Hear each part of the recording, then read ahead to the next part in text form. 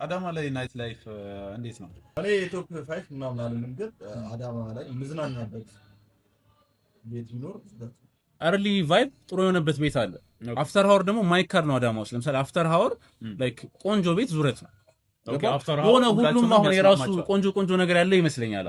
ገባህ አይደል? ለምሳሌ ባንድ ናይት ከተባለ ኦፍ ኮርስ የዲጄ ቤትም ነው፣ ግን ባንድ ናይት ከተባለ የሆነ ቤት ደግሞ ቆንጆ የባንድ ኤክስፒሪየንስ ያለበት ቤት አለ። ራንክ አድርገው አሁን እኔ ማብራራት አልፈልግም። ራንክ አድርግልኝ።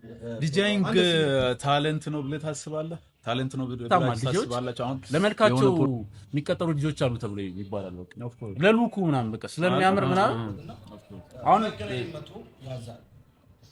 አንተ ይፈትላል። አሁን ሙዚቃው ለሰዓቱ የሚከፈት ሙዚቃ ነው።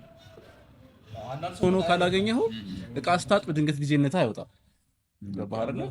የሆነ ነገር እየሰራ አውት ኦፍ ኖዌር የሚገኝ ነገር አይደለም። ያው ወርደ ስራ ስታጣ ዲጄ ነው የምትሆነው አይነት ነገር ነው። እኔ በእኛ ኮንቴክስት እንኳን አይደለም፣ ግን ነው ዲጄነትን ነው የሚያስበው እንደ ቀላል ነገር። ኦኬ በጣም የሚመስለው ላፕቶፕ ይዘህ የሆነ ላፕቶፕ ሙዚቃ እንደ መክፈት ብቻ ብሎ ነው። ያው ሀገሪቷ ያለነው አበሻ ትምህርት ጀመር ያንን አስተሳሰብ በጣም የወረደ ነው። ዲጄ ነገር ራሱ የሚከተለው በጣም ወደ ዲጄነት ወደ ራፐር ነበር መብሳቸው ነው። ሲሌን ኮፍያ ራሱ ያኔ ገልጫ አረግ ነበር። ስንተኛ ዘመን ተሻግራ የመጣች ኮፍያ ነች።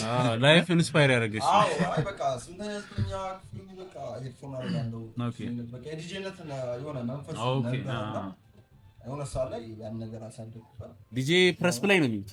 ነክቶ የሚያጫውት ዛሬ አልጠላሁትም። ቶሎ አሁን ዛሬ ያነሳቸው ነገሮች ሰው እኮ እንዲህ ነው የሚያስበው። ትዳር ላይ ሰው እናንተን ትምህርት ደረጃ ላይ እንደዚህ ነው የሚያስበው። ሰው እንደዚህ ነው የሚያስበው ነው የምትላቸው ነገሮች ባይዘ የተሰወይ ላይ ይሄን ነገር ለመስከረ ብዙ ነገር ሪጋርድ የምታረጉት በቤታችሁ ነው።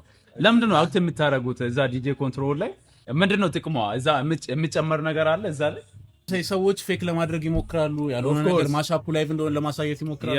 አሁን አንተ ያልከው ነገር እንደውም እዚህ ያለ ብቻ ሳይሆን ግሎባሊ በራሱ ማለት ነው this DJ is fake this is አሁን ለምሳሌ በጣም የሚወደዱ ልጆች አሉ። ገባህ አይደለ?